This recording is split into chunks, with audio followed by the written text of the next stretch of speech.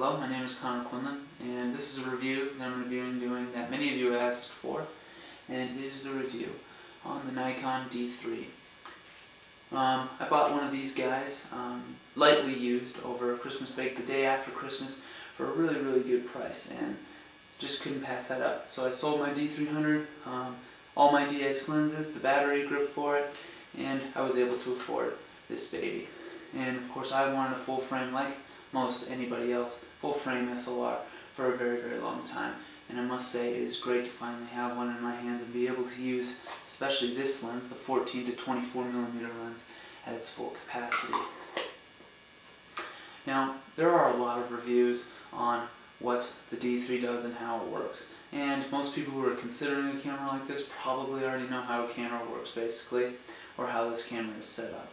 So instead of necessarily reviewing the functions and features of the camera, I'm going to talk about what I like about the camera, and I'm going to compare it to cameras, say like the D700 and whatnot, and how this has made my life in photography a lot easier. So, first thing I'm going to start with is the couple of features that I like on this that no other camera has. The first, although it's not a great feature, is the virtual horizon feature on this camera. And what that does is when you're using a tripod, this is especially useful for landscape images, you turn on the virtual horizon. You can see here, as you twist it, you can line up the horizon easily on a tripod. And you know, that may not seem like a big deal to most people. Oh, I'll just line up to the viewfinder or whatnot. Well, it's actually a lot harder than it looks. About half my pictures, even when I am carefully lining it up, come out a little bit crooked, and I always have to straighten them. And I really hate having to do that. And this little feature the D3 has makes that a lot easier.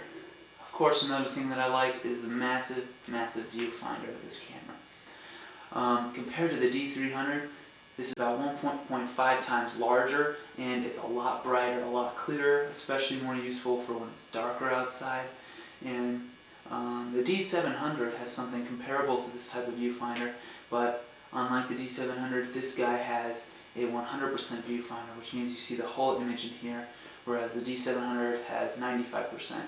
Now 95% might not seem that much different to 100, and for some people that might be true, but from my experience, having a 100% viewfinder is well worth it, because many times when I'm taking landscape pictures, there's a twig to the side or something just outside the picture that I don't want in the image.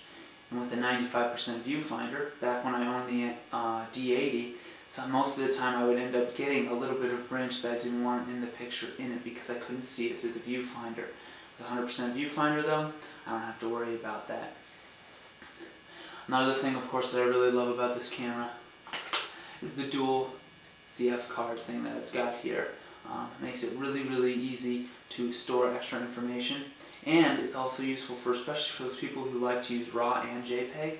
Well, now you can store RAW images on one card and JPEGs on the other, which is kind of neat. And it also increases the buffer capacity, meaning that you can shoot faster for a longer period of time. Of course, things like 9 frames per second, 11 frames per second in DX mode are useful. This is what it kind of sounds like. As you can see, that's pretty fast. I believe that's 11 frames per second. It must be in DX mode right now. But of course, that's really useful. But with the D700 and the even the D300, you can get up to 8 frames per second with the NVD10, which is nearly as fast as this. However, what the D700 and D300 don't really have is the speed that this AF system does. The D300 especially. The D700 is pretty close, but especially in low light conditions, you cannot beat the quick AF of the Nikon D3. It's just so much faster, at least a lot faster than the D300, and especially in low light you can tell the difference between the two quite a bit. Another thing that I love about the D3 is the grip here that is always connected. I've never really liked having to put on that grip onto the D300, and it actually makes it a little bit taller than the D3. And really, it's just not a very comfortable grip with the D300. I like being able to have it on all the time so I don't have to worry about taking it on and putting it on, taking it off and whatnot. And also with AA batteries and stuff, that connected to the D300 made it pretty much actually a little heavier than the D3 is right now. And of course the battery life of the D3 is so much longer, it really is impressive, and that's another thing that I really love about this camera, especially on long trips or on long hikes when I take a lot of pictures with wildlife and whatnot. And also another advantage that I forgot to mention about having this bottom grip always attached here is you got another little LCD right here, which means that when I'm using a tripod, especially for landscapes and stuff in harsh light, when you can't really see the LCD screen that well, you can look at the screen down here for all your information instead of having to stand up on your toes to look at the top LCD like I had to do all the time with my D300. And of course you got ISO quality, white balance controls down there, which is nice as well. And of course, one more thing that's useful about the D3 is that since it's a professional camera, it comes with a professional shutter life. Instead of just 150,000 cycles, this comes with twice as much, 300,000 cycles, which means that it's more durable and will last a lot longer. I plan on keeping this camera for several years to come. I'm pretty much done upgrading for a while, at least until maybe I get a career in photography or whatever. The way I see it, once you've upgraded to a full-frame camera, there's really no need to go any further.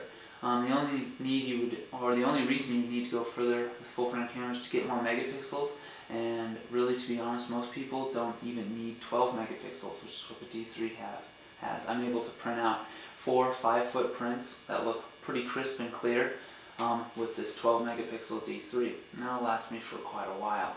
Now I've gone over some of the features that I really like about the D3, I'm going to compare it a little bit to the Nikon D700. One question you might be asking yourself is, why did I get a D3 instead of a D700? They're pretty much the same camera. In fact, the D700 does have a few features that the D3 does not. Well, my answer is actually pretty simple. It's because I got this D3 for a really good deal. Day after Christmas, it was a demo model, the store wanted to get rid of it right away, and I was able to get this pretty much barely used at all for $3,000. About $300 more than a brand new Nikon D700, maybe a little more.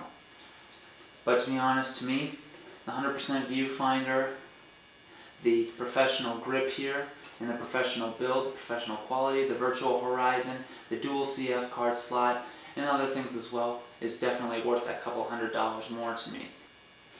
For most people, however, comparing the price of this type of camera to the D700, most of the time you definitely want to get the D700 over this camera. So for most people, the D700 is a good choice, unless of course you're a sports photographer or action photographer, in which case the D3 really does give you a little more speed. I know that if I wouldn't have found this D3 for such a good deal, I would have definitely bought the D700 instead. Now, upgrading from a DX camera to an FX camera of this caliber, I'm telling you, it was quite a move. I've been using this camera for a couple months now pretty seriously, and especially with wildlife at higher ISOs, wow, the images just blow away Nikon D300 and other DX cameras. Now I've gotten the chance to use the D3 in more low light conditions with wildlife and faster subjects like that.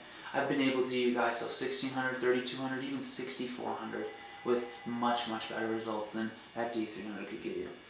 Of all the things though, when compared to my previous DX camera, the D300, probably my most favorite thing about this new D3 is that I can finally use 14 to 24 millimeter that I have right here on it, all the way out at 14 millimeter. I can't tell you how nice it is to be able to take those ultra wide pictures that I love to take so much, and that's really what made it so worth it to me, is being able to get ultra wide with a full frame camera. Even though full frame cameras really are where it's at today and it's the best thing you can get, for you beginners getting your first digital SLR, I highly suggest you still get a beginner SLR to get your bearings with photography, to understand how to use your photography equipment first, and to understand the basics of good picture taking. Because remember, it's not the camera that gets the good pictures, it's the photographer. So all in all, the conclusion to this review is that, of course, the D3, as you expect, is an amazing camera, better than I ever expected. Just like any other full-frame camera.